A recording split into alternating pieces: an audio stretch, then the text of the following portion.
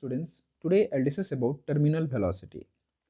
Terminal velocity को सबसे पहले हम लोग एग्जांपल से समझते हैं, फिर इसका मैथमेटिकल कैलकुलेशंस देखेंगे। रेनी सीजन में हम लोग देखते हैं कि रेन ड्रॉप जो है वो बहुत दूर से, बहुत हाइट से नीचे की ओर आता है। तो बहुत ज़्यादा हाइट से ऊपर आता है तो हम यहाँ पे कंसिडर करते हैं कि जो रेन ड्रॉप बन रहा है, जहाँ से गिर रहा है, वो उसका हाइट जो है सरफेस से 2000 मीटर है। इतना मैं मान के चलता हूँ यहाँ पे एक एग्जांपल के लिए।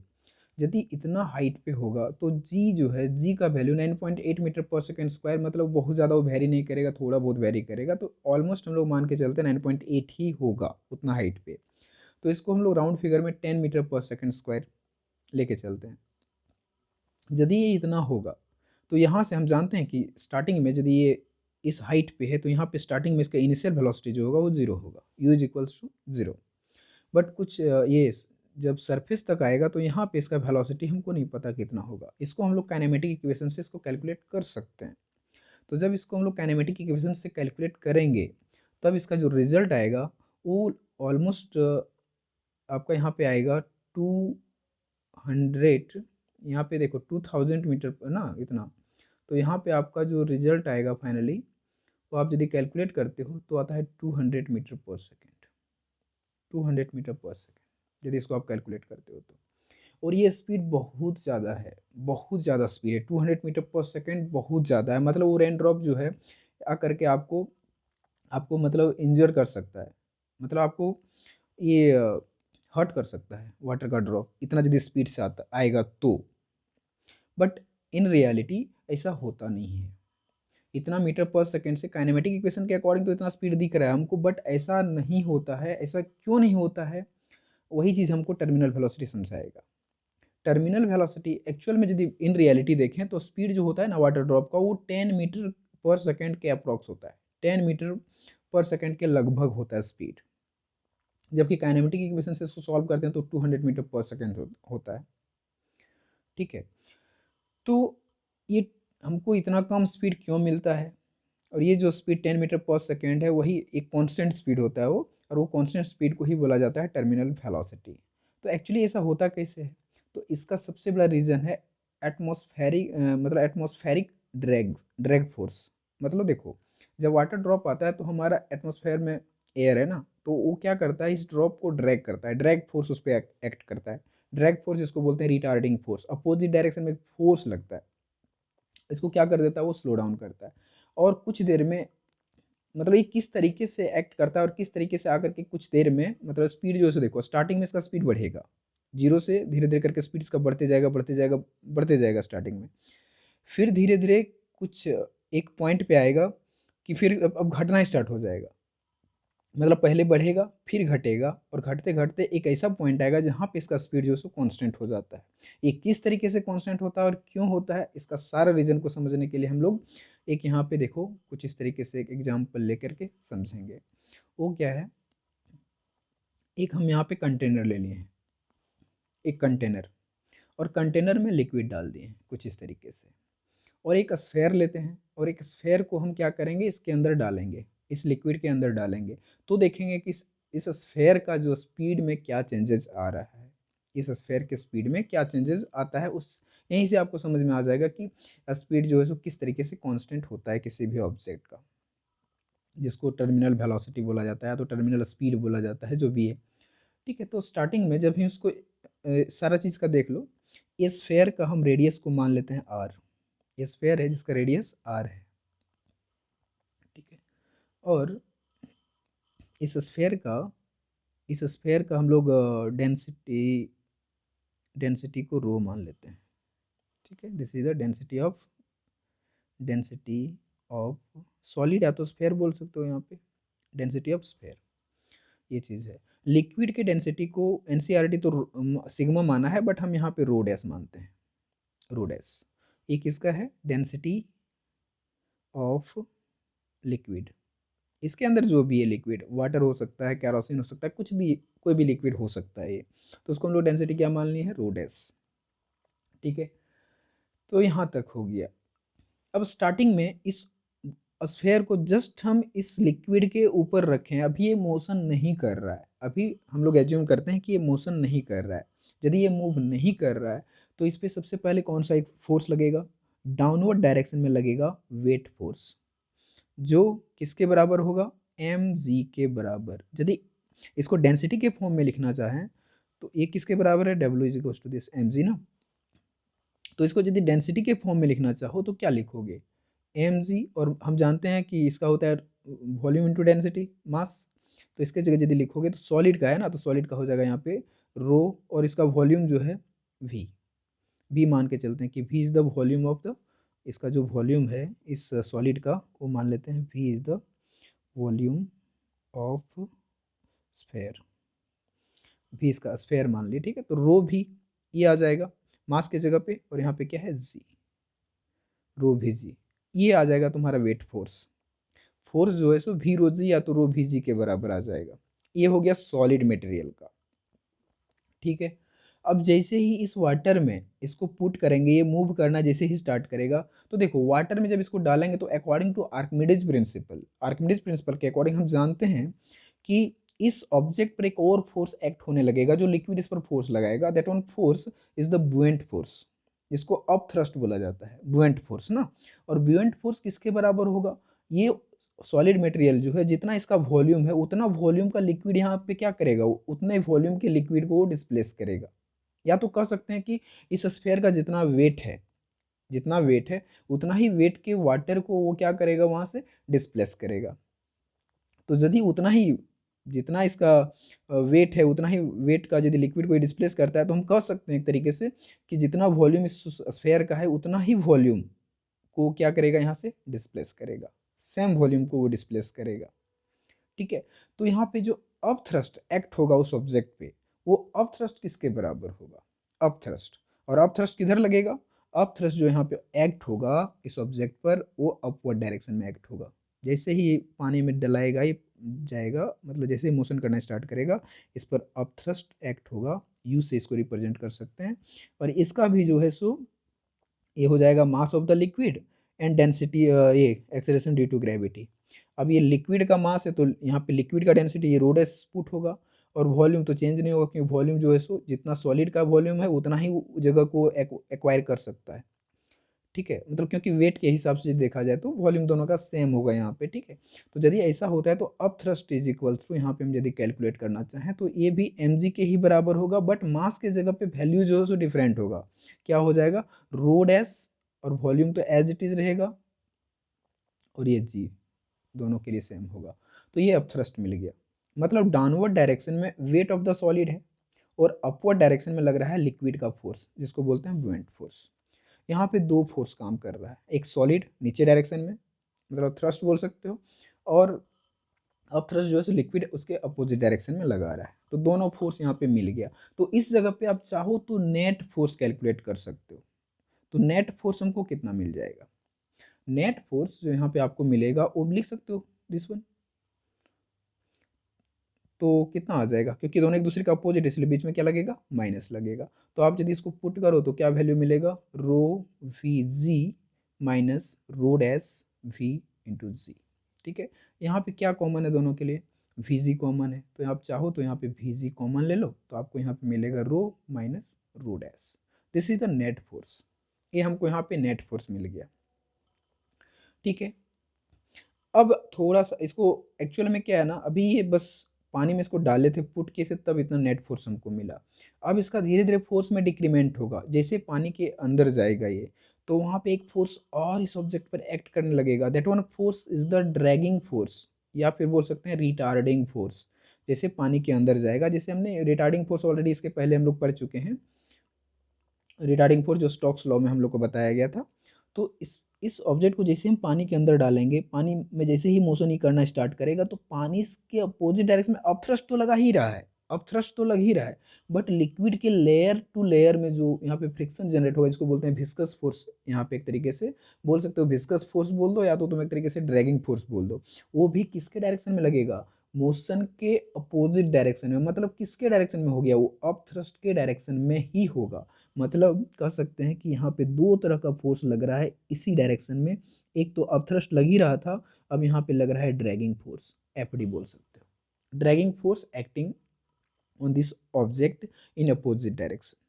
तो ड्रैगिंग फोर्स भी यहाँ पे लग रहा है। तो वो ड्रैगिंग फोर्स कितने के बराबर होगा? ड्रैगिंग फोर्स हम लोग ऑलरेडी जान रहे हैं कितना होता है, 6 पाई ईटा, है ना, eta r into v, this one. ये हम लोग ऑलरेडी प्रीवियस लेक्चर में प्रूव कर चुके हैं। ड्रैगिंग फोर्स इसके बराबर होगा। यहाँ पे आर क्या है, radius of the sphere, V क्या है, velocity of the sphere, eta क्या है, कोफिशिएंट ऑफ विस्कोसिटी। तो इतना ये ड्रैगिंग फोर्स हमारा है, ठीक है, जो इसके अपोजिट डायरेक्शन में एक्ट हो रहा है।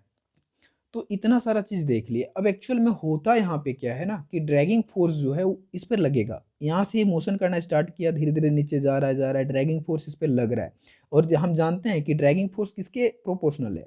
यहाँ पे देख सकते हो कि dragging force is directly proportional to the speed of the object. Speed के डायरेक्टली प्रोपोर्शनल है, मतलब स्पीड बढ़ेगा ड्रैगिंग फोर्स भी बढ़ेगा। तो ये ऑब्जेक्ट स्टार्टिंग में इसका स्पीड बहुत कम, फिर धीरे धीरे जैसे जैसे नीचे जाएगा इसका स्पीड धीरे धीरे बढ़ेगा, स्पीड बढ़ेगा तो ड्रैगिंग फोर्स बढ़ेगा, और ड्रैगिंग फोर्स बढ़ेगा मतलब इसका अपोजिट डायरेक्शन वाला फोर्स बढ़ रहा है, इसका मतलब इस ऑब्जेक्ट को स्लो डाउन कर देगा। स्लो डाउन मतलब कम, उसका स्पीड को घटा देगा। और जब मतलब देखो स्टार्टिंग में एक्सेलरेट हो रहा है, ये मतलब वेलोसिटीज का क्या हो रहा है, चेंज हो रहा है, तभी तो इस एक्सेलरेट हो रहा है। एक टाइम ऐसा आ जाएगा यहाँ पे कि ये ड्रैगिंग फोर्स जो है वो ड्रैगिंग फोर्स और अपथ्रस्ट फोर्स जो यहाँ पे देख सकते हो कि देखो एक ही डायरेक्शन में कौन कौन सा फोर्स लग रहा है, एक तो ड्रैगिंग फोर्स लग रहा है और इसी के डायरेक्शन में अपथ्रस्ट भी लग रहा है, लिक्विड का जिस फोर्स जो है सो अपथ्रस्ट। ये दोनों का सम यदि वेट के बराबर हो जाएगा, जिस समय हो जाएगा mg के बराबर हो जाएगा, मतलब w लिख सकते हो यहाँ पे, इसके बराबर जब हो जाएगा, sum of upthrust and dragging is equals to weight, then इसका जो स्पीड है वो कांस्टेंट हो जाएगा उसमें। ऐसा नहीं कि मूव नहीं करेगा, मूव करेगा बट इसका स्पीड जो है सो कांस्टेंट हो जाएगा, एक्सेलरेशन क्या हो जाएगा, जीरो हो जाएगा। मतलब यहाँ पे ये जो वेलोसिटी होगा ये क्या हो जाएगा, इस जगह पे कांस्टेंट हो जाएगा, और इसी कांस्टेंट स्पीड को बोला जाता है टर्मिनल स्पीड या तो टर्मिनल वेलोसिटी। जब इसका ये कांस्टेंट होगा तो इसका एक्सेलरेशन क्या हो जाएगा, यहाँ पे जीरो होगा। इसके पहले इसका एक्सेलरेशन हो रहा था बट एक पॉइंट पे आया कि इसका एक्सेलरेशन जो है सो जीरो हो गया, मतलब वेलोसिटी कांस्टेंट। स्टार्टिंग में बहुत तेज वेलोसिटी से आया, बहुत ज़्यादा वेलोसिटी से आया, फिर धीरे धीरे इसका वेलोसिटी कम हुआ, और कम होने के बाद एक ऐसा वेलोसिटी यहाँ पे मिल गया इसको, मतलब इस पॉइंट पे कि ये अपथ्रस्ट प्लस दिस वन, ऊपर वाला दोनों sum of the dragging force plus upthrust force is equal to weight, मतलब इक्विलिब्रियम में आ गया। और इक्विलिब्रियम में आने के कारण इसका स्पीड जो है सो कांस्टेंट हो जाता है। और कांस्टेंट होता है तो हम जानते हैं कि यदि स्पीड कांस्टेंट है इसका मतलब एक्सेलरेशन वहाँ पे क्या होगा, जीरो होगा। यही चीज़ होता है रेन ड्रॉप के साथ। रेन ड्रॉप के साथ वही होता है, स्टार्टिंग में इसका स्पीड बहुत ज़्यादा होता है बट ड्रैगिंग फोर्स एटमॉस्फेयर में इस रेन ड्रॉप पर ड्रैगिंग फोर्स लगता है, जिसके कारण इसका स्पीड जो है धीरे धीरे कम हो जाता है। कम होने के बाद एक ऐसा पॉइंट आता है जिस जगह पे उसका स्पीड जो है सो कांस्टेंट हो जाता है। स्पीड कांस्टेंट होने के बाद उसके बाद जब नीचे वो गिरता है ना, तो ये 10 मीटर, मान लो इसका स्टार्टिंग में 200 मीटर पर सेकेंड, यहाँ पे कुछ दूर में आया 200 मीटर पर सेकेंड इसका स्पीड हो गया, फिर धीरे धीरे इसका स्पीड जो है घटने लगा due to dragging force plus upthrust force, क्योंकि एयर मीडियम है तो वहाँ भी अपथ्रस्ट फोर्स लगेगा। तो जो है सो अब एक ऐसा पॉइंट आएगा, मान लो इस पॉइंट पे आया और ये बैलेंस्ड हो गया मतलब क्या चीज़ है, अपथ्रस्ट और F D I mean dragging force दोनों जो का सम जो है वो किसके बराबर हो गया, वेट ऑफ द लिक्विड के बराबर हो गया। और उस पॉइंट पे जो टर्मिनल वेलोसिटी है, आई मीन उस जगह पे जो कांस्टेंट वेलोसिटी है उसी को टर्मिनल वेलोसिटी बोला जाता है, मतलब उस जगह पे उसका वेलोसिटी कांस्टेंट हो जाता है। स्पीड बहुत स्लो डाउन हो गया और वो कांस्टेंट हो जाता है। कांस्टेंट होने के बाद वही स्पीड से वो नीचे की तरफ गिरता है, जिसके कारण हम लोग को इंजर्ड नहीं करता है, ठीक है। तो ये बहुत इंपॉर्टेंट है पॉइंट, ड्रैगिंग फोर्स यहाँ पे बहुत इंपॉर्टेंट रोल करता है, मतलब प्ले करता है ड्रैगिंग फोर्स, ठीक है। तो ये चीज़ हो गया। तो हम लोग यहाँ पे क्या सीखे, हम लोग यहाँ पे देखे दो फोर्स बैलेंस कंडीशन में हो रहा है, dragging force plus upthrust is equals to weight, तो इसी को हम लोग यहाँ पे लिख देते हैं। Now we can write here, now क्या क्या है, ड्रैगिंग फोर्स मतलब F D plus upthrust is equals to किसके बराबर हो रहा है, इसके बराबर हो रहा है। ये कौन सा कंडीशन है, इक्विलिब्रियम, इक्विलिब्रियम कंडीशन। इक्विलिब्रियम पे आ गया तब हम लोग इसको लिख सकते हैं, up is equals to down, up is equals to down लिख सकते हैं इस तरीके से। तो अब यहाँ पे एफ डी का वैल्यू हमको पता है कितना है, 6 पाई, यहाँ पे लिख दो 6 पाई ईटा आर वी। अब वी की जगह पे वी टी लिखना पड़ेगा, क्योंकि देखो इस पॉइंट पे इसका जो वेलोसिटी है इस पॉइंट पे आपको लिखना पड़ेगा टर्मिनल वेलोसिटी। जब ये कांस्टेंट हो जाता है, जब स्पीड कांस्टेंट हो जाता है, उस पॉइंट पे आप लिख सकते हो क्या चीज़ है, टर्मिनल वेलोसिटी हो जाएगा, ठीक है। और जब तक कांस्टेंट नहीं हुआ तब तक वो टर्मिनल वेलोसिटी नहीं कहलाएगा। जैसे ही उसका स्पीड कांस्टेंट होता है, मतलब जब इक्विलिब्रियम सिचुएशन पे आएगा, उस समय जो यहाँ पे वेलोसिटी को लिखेंगे, ड्रैगिंग फोर्स वहाँ पे जो एक्ट होगा, उसमें जो वेलोसिटी होगा, that one velocity will be terminal velocity. Constant velocity को ही टर्मिनल वेलोसिटी बोला जाता है एक्चुअल में। और यहाँ पे साथ में क्या है, अपथ्रस्ट। अपथ्रस्ट किसके बराबर है, अपथ्रस्ट जो है सो यहाँ पे कैलकुलेट किया हुआ, देखो ये वाला रो डैश वी जी, तो यहाँ पे लिखेंगे rho dash we into G is equals to weight किसके बराबर है, रो वी जी, तो यहाँ पे लिखेंगे रो वी जी, दिस वन, ठीक है। अब इसको क्या करते हैं, इसको उस साइड ले जाते हैं, तो ये हो जाएगा 6 pi eta r v t is equals to, इसको उस साइड ले जाओगे तो क्या हो जाएगा, rho we g minus rho dash we into g, this one. अब यहाँ से वी जी दोनों साइड है, देखो कॉमन ले लो, तो यहाँ पे क्या मिलेगा, rho minus rho dash, this one, ठीक है। तो ये चीज़ हो गया 6 pi eta r v t. अब एक चीज़ यहाँ पे आपको ऐड करना है कि here volume of the sphere, volume of the sphere, जो वॉल्यूम है स्फेयर का, वो क्या है, वी, जिसको हम लिख सकते हैं क्या चीज़, 4/3 पाई आर क्यू, इसके बराबर। तो इसको यहाँ पे सब्स्टिट्यूट कर दो, जहाँ पे वॉल्यूम है उसकी जगह पे इस वैल्यू को सब्स्टिट्यूट कर देते हैं। तो इसके जगह यदि सब्स्टिट्यूट करोगे तो आपका रिजल्ट क्या आएगा, देखो 6 pi eta r v t is equal to, v की जगह हो जाएगा 4/3 पाई आर क्यूब जी, और इधर है rho minus rho dash, this one. क्या क्या कैंसिल होगा दोनों साइड से, आप देख सकते हो दोनों साइड से मेरा पाई कैंसिल हो जा रहा है, पाई, इधर से एक आर, यहाँ पे क्यू को स्क्वायर कर देगा, और कुछ नहीं कट रहा है, तो एज इट इज़ बाकी छोड़ देते हैं, क्या हो जाएगा 6 eta v t is equals to, इधर क्या है देखो 4/3, और यहाँ पे बच गया आर स्क्वायर जी, और इधर है rho minus rho dash, this one. अब यहाँ से हमको वी टी सब्जेक्ट करना है, एक्चुअल में टर्मिनल वेलोसिटी को ही हमको कैलकुलेट करना है, तो टर्मिनल वेलोसिटी को सब्जेक्ट कर लो। टर्मिनल वेलोसिटी को यदि हम यहाँ पे सब्जेक्ट करते हैं तो कितना आ जाएगा, ये आ जाएगा, ऊपर रहेगा 4 r² G rho minus rho dash divided by, कितना हो जाएगा ये 3 × 6 ईटा, दिस वन। नीचे वही आया 3 × 6 ईटा, मेरा तो ही बच रहा है। अब यहाँ से देखो थोड़ा सा और इसको छोटा कर दें, 2 × 3 = 6 और 2 × 2 = 4, तो ये रिजल्ट आएगा आपको किसके बराबर, ये आ जाएगा 2 r² G rho minus rho dash divided by 3 × 3 = 9, 9 eta, ये चीज़, ये हो गया तुम्हारा terminal velocity. This is the final expression of terminal velocity.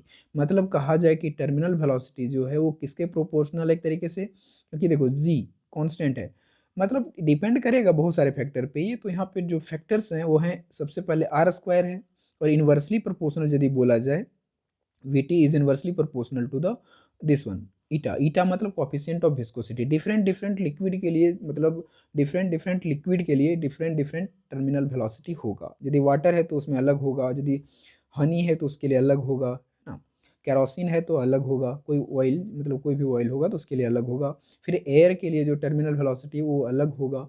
तो डिपेंड करेगा किस पे, ईटा पे डिपेंड करेगा, साथ ही साथ स्फेयर के रेडियस पे डिपेंड करेगा कि ऑब्जेक्ट कितना बड़ा है जो उसमें मूव कर रहा है, उस पर उसके स्क्वायर की मतलब उसके स्क्वायर के बराबर डायरेक्टली प्रोपोर्शनल होगा, क्योंकि स्क्वायर का मतलब यहाँ पे स्क्वायर इसलिए लिया गया है क्योंकि इसका वैल्यू जो है सो हमेशा पॉजिटिव है, इसलिए स्क्वायर लिया जाता है, ठीक है। और डेंसिटी डिफरेंस, डेंसिटी डिफरेंस पे भी एक तरीके से यहाँ पे डिपेंड करेगा, सॉलिड मटेरियल और लिक्विड का मटेरियल, मतलब लिक्विड यहाँ पे नहीं कर सकते, फ्लूइड कर सकते हैं, फ्लूइड के मटेरियल के डेंसिटी पे भी वो डिपेंड करेगा, कुछ इस तरीके से बोल सकते हैं, ठीक है। तो ये हो गया अपना टर्मिनल वेलोसिटी। टर्मिनल वेलोसिटी, देखो टर्मिनल वेलोसिटी का एग्जांपल यदि आप लेना चाहो तो बहुत सारा है, ट्विंकलिंग ऑफ स्टार यदि बोलें तो वो भी टर्मिनल वेलोसिटी, सॉरी वो नहीं होगा, यहाँ पे वो रिलाउंस नंबर होगा, वो अलग चीज़ है। तो ये हो गया हमारा total full and final expression of the terminal velocity. तो आप समझ गए होंगे कि टर्मिनल वेलोसिटी क्या है। Terminal velocity is the constant velocity, एक यह एक क्या है, कांस्टेंट वेलोसिटी है जो इसको कांस्टेंट वेलोसिटी में कौन कन्वर्ट करता है? ड्रैग फोर्स, है ना। और ये कब तुम्हारा टर्मिनल वेलोसिटी कब पॉसिबल होगा? जब तुम्हारा अप थ्रस्ट, मतलब जो बुएंट फोर्स बोलते हैं, और ड्रैगिंग फोर्स दोनों जो है सो दोनों का सम वेट के बराबर हो जाए। तो वही चीज़ यहाँ पे फाइनली देखे थे हम लोग कि अप थ्रस्ट और ड्रैगिंग फोर्स का सम जो है सो किसके बराबर हो गया था? वेट के बराबर हो गया था। तब जाकर के अपना रिजल्ट आया इक्विलिब्रियम सिचुएशन में। और इक्विलिब्रियम सिचुएशन में हमारा जो स्पीड होगा वो क्या हो जाता है? कांस्टेंट। और इक्विलिब्रियम सिचुएशन में तो हम जानते हैं कि नेट फोर्स वहाँ पे जीरो होगा।